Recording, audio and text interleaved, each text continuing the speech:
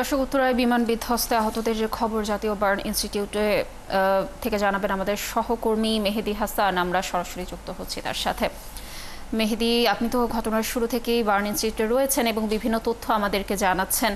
এখন সেখানকার সর্বশেষ কি তথ্য রয়েছে আপনার কাছে, জানাবেন আমাদেরকে। এই মুহূর্তে যেটা সর্বশেষ ব্রিফ করলো প্রধান উপদেষ্টার বিশেষ সহকারী এবং এই হাসপাতাল পরিচালক সহ অন্যান্য চিকিৎসকরা যারা আসলে চিকিৎসার সাথে জাতীয় বার্ন ও প্লাস্টিক সার্জারিতে সংযুক্ত আছেন, তারা আছেন এবং ডাক্তাররা বলছে যে এই ঢাকার 7টি হাসপাতালে 88 জন রোগী ভর্তি আছে এবং এর মধ্যে 24 জনের অবস্থা খুবই আশঙ্কাজনক এবং মারা গেছে 17 জন এবং এই 17 জনের মধ্যে 7 জনের দেহ একদম চেনা যাচ্ছে না ও খুব দগ্ধ হওয়ার কারণে তাদের ডিএনএর মাধ্যমে তাদের নমুনা নিয়ে তাদের আইডেন্টি বা তাদের যে পরিচয় সেটা যাচাই করা হবে।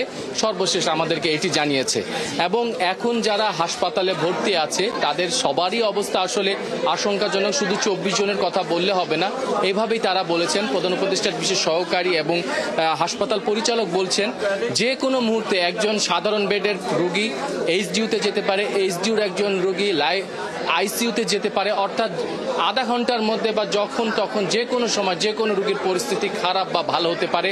এটা নির্ভর করছে রোগীর শারীরিক পরিস্থিতি বা দগ্ধের উপর।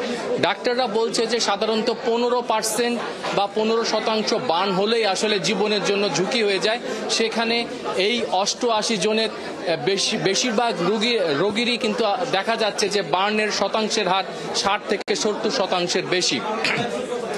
তাই ডাক্তাররা বলছে যে এই মুহূর্তে 24 থেকে 48 ঘন্টা নিবিড় পর্যবেক্ষণে তাদেরকে থাকা লাগবে এবং তারা একটা অনুরোধ করেছে যে এই হাসপাতালে ভিতরে বা আশপাশে অযথা ভিড় ভাট্টা এড়িয়ে যাওয়ার জন্য তারা পরামর্শ দিচ্ছেন। কারণ এই মুহূর্তে যেহেতু বেশিরভাগ রোগী আছে এইচডিইউ এবং আইসিইউতে এবং এখানে যদি মানুষ পরিদর্শন করতে আসে, বিশেষ করে দেখা যাচ্ছে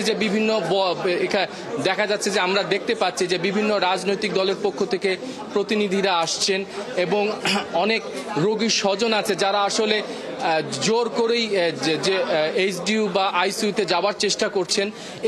এই অযথা যাওয়াগুলো যে নির্দিষ্ট যে জায়গাগুলো আছে, বিশেষ করে আপনি তথ্য রাখতে থাকুন। আমরা নিশ্চয়ই আবারও আপনার সাথে যুক্ত হয়ে বার্ন ইনস্টিটিউটের আরো তথ্য দর্শকদেরকে জানানোর চেষ্টা করব।